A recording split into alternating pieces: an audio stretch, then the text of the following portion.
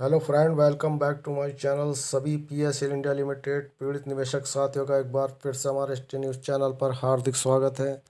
दोस्तों, जैसे कि आप जानते हैं कि हम पीएसएल इंडिया लिमिटेड की हर एक ताज़ा अपडेट आपको देते रहते हैं। तो दोस्तों, अगर अभी तक आपने हमारे चैनल को सब्सक्राइब नहीं किया है तो अभी कभी हमारे चैनल को सब्सक्राइब करें, साथ के साथ हमारी बेल आइकन का बटन दबाएं ताकि हमारे द्वारा बनाई गई हर एक लेटेस्ट वीडियो पहुंचे सबसे पहले आपके पास। तो चलिए दोस्तों, शुरू करते हैं कि आज हम आपको क्या बताने वाले हैं। दोस्तों, जैसे कि आप देख रहे होंगे कि इस वक्त यूट्यूब चैनलों पर पीएसएल इंडिया लिमिटेड की एक न्यूज़ ज़्यादा आपको देखने को मिल रही होगी कि वो ये कि पीएसएल इंडिया लिमिटेड कंपनी ने अपने एजेंटों के नाम प्रॉपर्टी करी और उसको लेकर वीडियो बनाई जा रही हैं। उन वीडियो में बताया जा रहा है कि निवेशकों को पैसा नहीं मिल पाएगा अगर इसी तरीके से ये प्रॉपर्टियां सेबी विभाग ने अटैच नहीं की।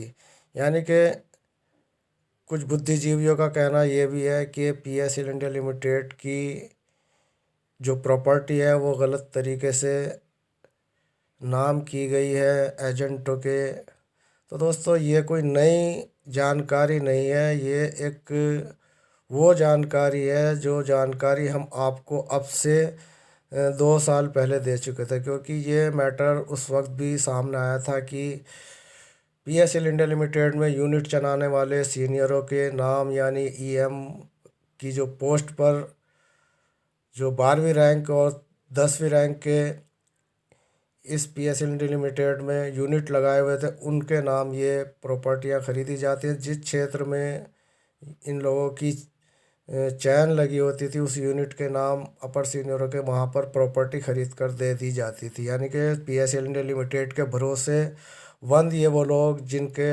लाखों एजेंट और फील्ड ऑफिसर और ऑर्गेनाइज़र, स्पेशल ऑर्गेनाइज़र और न जाने कितने 11-12 रैंक के बंदे लाखों की संख्या में निवेशकों को जोड़े हुए थे, जो भरोसेमंद कहलाने लायक वो लोग थे, उनके नाम ही यहाँ पर प्रॉपर्टी की गई। ये कोई नया काम नहीं था। तो दोस्तों, कहने का मतलब हमारा ये है कि कुछ यूट्यूबरों का कहना ये भी है कि अगर इसी तरीके से चलता रहा तो पल्स के छोटे निवेशकों को ही पैसा मिल पाएगा, बड़े निवेशकों को नहीं मिल पाएगा। तो मैं उनकी जानकारी के लिए बता दूं कि पीएसएल इंडिया लिमिटेड के निवेशक छोटे हों या बड़े हों, किसी को भी पैसा सही तरीके से नहीं मिल पा रहा। अगर उनको ऐसा लगता है कि 2,500, 5,000 और 10,000 तक के निवेशकों का पैसा दे दिया गया है, तो मैं उन न्यूज़ देने वालों की जानकारी के लिए बता दूं कि 5,000, 6,000, 10,000 और 2,500 के निवेशकों का पैसा सभी को नहीं मिल पा रहा है। चाहे उनके जो बॉन्ड्स वगैरह, कैप्चर वगैरह इन्होंने भरे हैं ऑनलाइन रिफंड पर, यानी कि पीएसएल इंडिया लिमिटेड की जो वेबसाइट है pulseindialimited.com, इन पर जो इस वक्त बोर्ड अपलोड किए गए हैं और वो सही अपलोड किए गए हैं, उनका भी पैसा अभी तक नहीं आ पा रहा। और रही बात बड़े निवेशकों की, तो दोस्तों, बड़े निवेशकों के साथ भी इसी तरीके से किया जाएगा जो इस वक्त छोटे निवेशकों के साथ किया जा रहा है। यानी कि छोटे निवेशकों को पैसा सही तरीके से नहीं मिल पा रहा। त्रुटियां जैसी बात का बहाना बनाकर ये निवेशकों को पैसा नहीं बेच पा रहे। यानी कि जो निवेशक अगर शिकायत करता है सेबी हेल्पलाइन पर, तो उनको बस यही कहा जाता है कि आप अपना कैश स्टेटस चेक कीजिए, आपने गलत तरीके से तो नहीं भरा। ये सब बातें पल्ला झाड़ बातें होती हैं। हकीकत यह है कि निवेशकों को पैसा नहीं मिल पा रहा है, और इस पैसे ना मिलने का मुख्य कारण ये नहीं है कि प्रॉपर्टियां सीनियरों के नाम है। अगर ये प्रॉपर्टियां सीनियरों के नाम है तो निवेशकों का डेटा सेबी विभाग के पास नहीं है। अगर सेबी विभाग के पास निवेशक का डेटा होता तो वो केवल अपने पास बॉन्ड और फर्स्ट एंड लास्ट रसीद मांगते, जिनके यानी कि जिनके खाते पूरे हो गए उनके लिए ये सर्कुलर चलाना था उन्हें। लेकिन उन्होंने सर्कुलर गलत तरीके से चलाया। वहाँ पर सीधा सीधा जितनी भी रसीदें हैं निवेशक के पास वो अपलोड करनी है और बॉन्ड वगैरह अपलोड करने हैं। कुछ ऐसी कठिन कैप्चे इन्होंने बनाए निवेशकों को गलत तरीके से भरवाए गए कैप्चे, कहीं पर यस या नो के ज़रा से जिसे कहते हैं एक बिंदु या यस के निशान पर ही निवेशक का पैसा रोक लिया जाता है। और जिन निवेशकों ने सही भरे हैं उनको किस वजह से रोका जा रहा है ये सेबी विभाग नहीं बताएगी, वो केवल यही कहेगी कि हमने सबका पैसा दे दिया। बड़े निवेशकों के लिए इस वक्त जो है कोई प्रोसीजर चालू नहीं है, हालांकि उनकी ऑनलाइन प्रोसीजर से बॉन्ड सबमिट करा लिए गए हैं, लेकिन अभी तक बड़े निवेशकों के लिए कोई भी मतलब अपने पोर्टल पर सेबी विभाग ने कोई जानकारी अभी नहीं डाली। हालांकि बॉन्ड यानी कि पूरी प्रक्रियाएं जो सेबी विभाग ने करानी थी वो करा ली, यानी कि A to Z सभी निवेशकों से बॉन्ड सबमिट करा लिए। और अब पैसे दे रहे हैं तो इस तरीके से दे रहे हैं जैसे ऊँट के मुंह में जीरा, यानी कि अगर 1,000 निवेशक हैं 2,500 के, तो उनको 5 या 10 लोगों को ही भेजा जा रहा है पैसा। और अब तक की 3 साल से चल रहे इस प्रोसीजर में 49,100 करोड़ रुपए की देनदारी में केवल केवल 400 करोड़ रुपया ही निवेशकों तक पहुंचाना दिखाया गया, और वो भी अभी तक कुछ पता नहीं कि दिया है या नहीं दिया है। हमारे क्षेत्र में अभी तक कोई ऐसा निवेशक नहीं है जिसके छोटे अमाउंट में से पैसा वापस आया। और रही बात बड़े निवेशकों की, उनके लिए तो अभी बहुत दूर की कौड़ी है, और सेबी विभाग के पास निवेशकों का पैसा जमा धन ही दिया जा रहा है। और आपकी जानकारी के लिए बता दूं, इनके पास जितना पैसा इस वक्त है वो देनदारी से 3 गुना ज़्यादा इनके पास इस वक्त पैसा है, क्योंकि ऑस्ट्रेलिया की प्रॉपर्टी का जो पैसा था सब बिक कर RM लोढ़ा जी के पास आ गया। इंडिया की जो प्रॉपर्टियाँ थी वो भी धीरे धीरे सब बिक कर पैसा RM लोढ़ा जी के पास है, लेकिन पता नहीं चल रहा क्या वजह है कि बड़े निवेशकों को अभी तक इन्होंने पेमेंट नहीं शुरू करा। और दोस्तों अभी पेमेंट शुरू ही क्या किया है इन्होंने, ना के बराबर ये पेमेंट चालू किया गया है, जबकि बहुत से निवेशक ऐसे हैं जिनके बॉन्ड ऑफिस में पहले ही जमा है, उनके पास रसीदें पड़ी हुई हैं, उनके लिए अभी तक कोई अपडेट नहीं है। रेगुलर मैं सेबी विभाग से संपर्क करता हूं और इसी बात के लिए ज़्यादा जोर डालता हूं कि जिन निवेशकों के बॉन्ड ऑफिस में जमा है उन निवेशकों का पैसा कब मिलेगा, उनका जो रिसीव वगैरह है उनको कब आप ऑनलाइन अपलोड करा रहे हैं।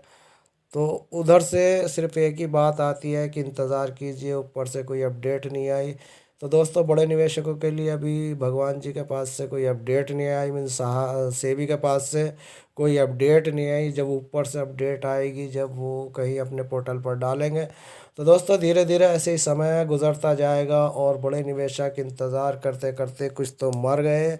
जो ओवर एज निवेशक थे जिनकी उम्र 60-65 साल थी, तो दोस्तों इतना लंबा सेकुलर जो 8-10 साल हो गए, इसमें प्रॉपर्टी और लोढ़ा कमेटी और सेबी विभाग से ही अभी तक निवेशकों का सही तरीके से प्रोसीजर देने का कोई भी नियम और कायदा नहीं चलाया गया, और इसी गलत तरीके से कैप्चे भरे जाने के ऊपर ही सब पैसा ये अपना गबन कर लेंगे और रख लेंगे, और निवेशकों को बता दें कि यानी कि सरकार और उसके सुप्रीम कोर्ट के सामने दिखा रखा है कि प्रोसीजर चालू है।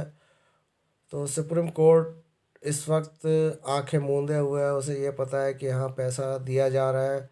तो दोस्तों ये कुछ भ्रम भ्रांतियाँ इस वक्त निवेशकों के और सुप्रीम कोर्ट के सामने, यानी कि सुप्रीम कोर्ट को भी अंधेरे में रखा गया है और निवेशक को तो पहले ही अंधेरी कोठरी में डाल दिया गया। ऑफिसों के PSL के ऑफिसों को बंद करने का मकसद सिर्फ यही था कि कोई भी किसी तरह की सहायता निवेशक को ना मिल सके, और वह हमारे ही ऑनलाइन प्रोसीजर पर निर्भर रहे।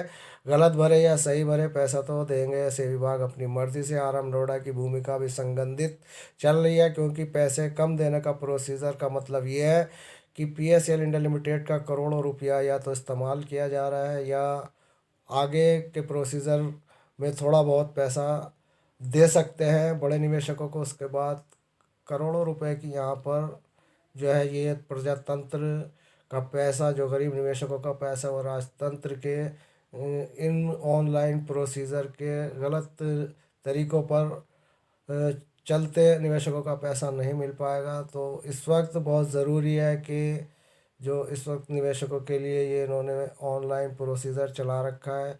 इस ऑनलाइन प्रोसीजर में बहुत सुधार की ज़रूरत है। सबसे बड़ी बात तो यह है कि पीएसएल इंडिया लिमिटेड के प्रति एक स्टेट के, यानी कि अगर कोई यूपी स्टेट है, यूपी स्टेट में जितनी भी ब्रांच हैं उन ब्रांचों का ऑफिसों से डेटा नहीं लिया गया, उन कंप्यूटरों को अपने कब्ज़े में नहीं लिया। सेवा विभाग ने केवल सील लगाकर उनको बंद कर दिया गया ऑफिसों को, उनकी निवेशकों की कोई डिटेल नहीं ली गई। यहाँ पर केवल निवेशकों से कहा जा रहा है कि आप लोग अपने बॉन्ड्स वगैरह और अपनी रसीदें अपलोड करें और हमारे पास भेजें, और जितनी रसीदें भेजेंगे उतना पैसा दिया जाएगा। सबसे बड़ा झूठ तो यहाँ पर यही निकल रहा है सेवा विभाग का कहना ये था, सेवा विभाग को करना ये था, सॉरी, कि वो निवेशक जो अगर अपनी कोई रसीद दे रहा है, कोई रसीद एक फर्स्ट है और कोई रसीद लास्ट है, चाहे वो चार चौथी रसीद है या पांचवी रसीद है या छठी रसीद है, उसका हर एक नंबर उस रसीद पर होता है जो रसीद अपलोड निवेशक से विभाग की हेल्पलाइन पर करता है। मान लो कि पहली रसीद 1 नंबर की थी और उसके बाद दूसरी रसीद उसने 10 नंबर